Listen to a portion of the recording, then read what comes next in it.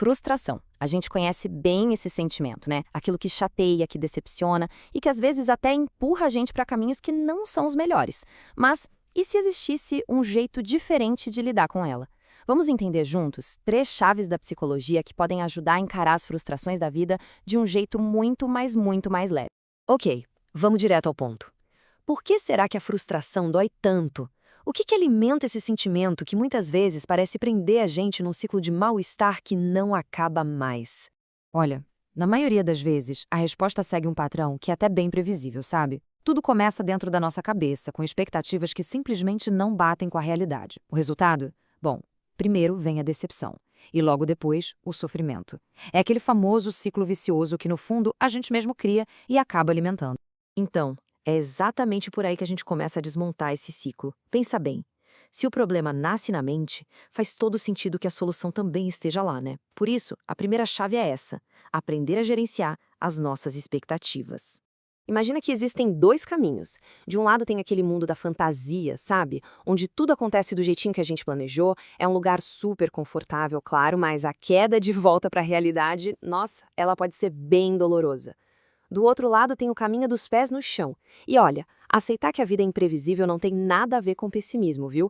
É, na verdade, o jeito de construir uma base sólida para a gente se tornar mais resiliente. E tem uma frase que resume isso perfeitamente. A frustração é do mesmo tamanho da expectativa. É quase uma matemática, né? Bem simples, quanto mais alto a gente voa nessa fantasia, mais dura vai ser a queda. Mas atenção, o segredo aqui não é parar de sonhar, de jeito nenhum.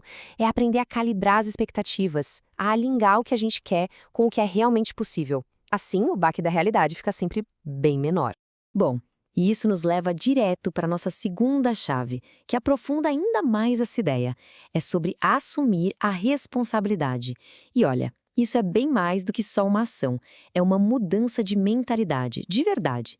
É sair daquele lugar de espectador e passar a ser o protagonista da própria história. E aqui fica bem claro o contraste entre 2 posturas. Primeiro, tem a atitude de vítima, aquela que pensa, as coisas sempre acontecem comigo. Isso prende a gente num lugar de culpa, de impotência. Do outro lado, está a atitude madura, que diz, ok, eu lido com o que acontece. A mudança parece pequena, sutil, mas ela é muito poderosa. O foco para de ser naquilo que a gente não controla e passa a ser no nosso próprio esforço. E isso devolve o poder para a gente. Tá, mas como é que isso funciona na prática? É um processo de 2 passos bem simples, mas que podem transformar tudo. O primeiro é focar em dar o seu melhor, simplesmente em fazer a sua parte. E o segundo passo, que na verdade é uma consequência do primeiro, é a paz de ter a consciência tranquila. Porque não importa o resultado lá na frente, a gente sabe que fez tudo que estava ao nosso alcance. E tem uma frase que resume essa mentalidade de um jeito incrível. Quando eu dou o melhor vem para mim. E é importante entender que esse melhor que vem pra gente não é necessariamente o sucesso lá fora, sabe? Significa paz de espírito. Significa estar alinhado com os próprios valores. A maior recompensa de fazer a nossa parte é interna. E essa, ninguém tira da gente. Bom, isso tudo nos leva para a terceira chave, que talvez seja a mais desafiadora de todas: aceitar os fatos. É aqui que a teoria e a prática se encontram de um jeito bem direto. E aqui é super importante a gente entender o que a aceitação quer dizer de verdade.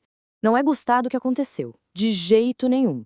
Também não é se conformar, baixar a cabeça e, com certeza absoluta, não é desistir. Aceitar é simplesmente parar de brigar com a realidade. É olhar para o fato como ele é. Ponto. Porque só a partir daí é que qualquer mudança de verdade pode começar. E olha, essa analogia do celular quebrado é perfeita para ilustrar isso. Vamos lá. O fato é, o celular está quebrado. A negação é o quê? É ficar insistindo em usar ele assim mesmo, o que só vai aumentar a frustração, claro. Aí vem a aceitação, que é reconhecer que o problema existe. E é só esse passo que abre a porta para a solução, que é procurar o conserto. Sem aceitação, não tem como agir de forma eficaz. Simples assim. Então, quando a gente junta essas 3 chaves, gerenciar expectativas, assumir responsabilidade e aceitar os fatos, a gente começa a perceber que elas não são só estratégias isoladas. Na verdade, elas são os pilares que sustentam uma única coisa, uma qualidade muito poderosa, a maturidade emocional. E essa comparação aqui deixa tudo bem claro, né? A reação mais infantil é aquela exigência: tem que ser do meu jeito e pronto. E quando a realidade não coopera, o que acontece?